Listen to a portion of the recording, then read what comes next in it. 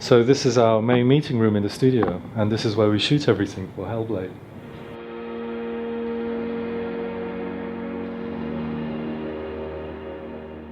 It's quite a departure from how we normally shoot stuff on our previous AAA games like DMC or Heavenly Sword or Enslaved. For them we went out to places like Giant Studios or Weta Digital, where they also shoot big movies.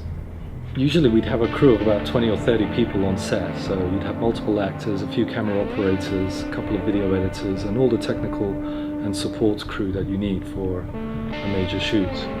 For Hellblade, we're doing this on a much smaller budget, so we've had to improvise. So an example is these poles that we use to support everything. These are normal IKEA poles, wardrobe poles really, and we've mounted onto them these office lights that we bought off Amazon for about 20 quid a pop.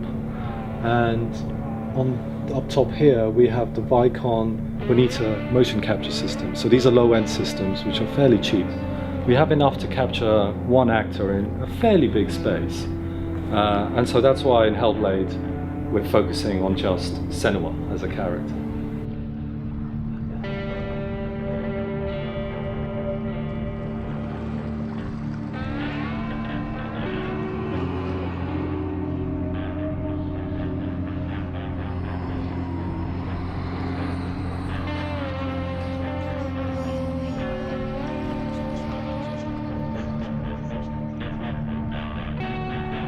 But as we're also capturing voice as well as face and body, we need to soundproof the place. So for that, we bought these curtains, and they dampen most of the sound in the room, so they're pretty good for that. And what I'm standing on here is regular gym mats, which help dampen footsteps and sounds. And as they're white, they also reflect light back into the room. This is a rig that we produced. It's a regular GoPro camera, and attached to it is an LCD display. And so I would move around the scene and just capture live with video what's going on. So I've got a good idea of the framing, and because the camera's got markers on it, every nuance of the camera is being captured with the scene. Although we only have one camera and one camera operator, we felt we could use this to our advantage by having only continuous shots without cuts in the scene. And this gives a feeling that the viewer is an observer, like a presence, watching Senua throughout. So it informs the style of the storytelling.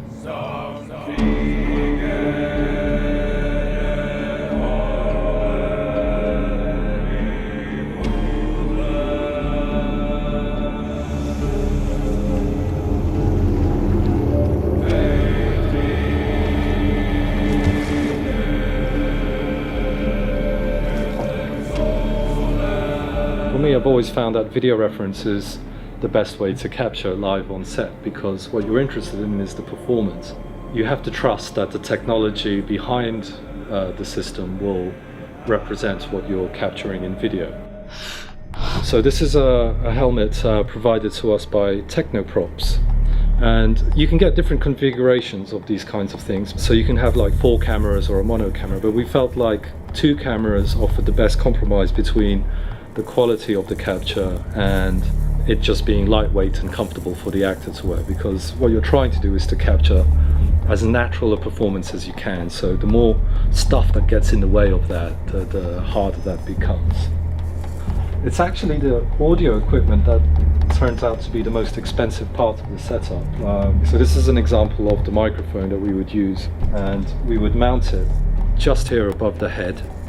That way it stays out of the way of any breathing sounds, and the quality is good. You know, you get a little bit of humming and noise, but that's stuff that you can always clean up. And over on this side we've got a handy microphone. So because we're capturing everything all audio live, we can't shout out directions or play music. So often we would pre-record VO and director notes before the actual scene, and then play it back using these wireless headphones. So both myself and the actor would wear these, and you can hear the VO and pacings that were recorded. What is she looking at? What is she leaving behind? It it's not too late to get into the boat and go back. No one will judge her. No one will ever know. And in terms of crew, we only really need 3 people on set. Someone to look after the audio, someone to look after the mocap, and then myself directing, and of course the actor on top of that. You are surrounded, trapped like an animal, hiding in a dark, cold pit. And now here it comes, in for the kill. Are you gonna let it slaughter you? No! Then get up! It works. We're capturing face, voice, body, and camera motion all at the same time. And all of this we've produced for a fraction of the price we would normally spend. So for about the price of a smart car.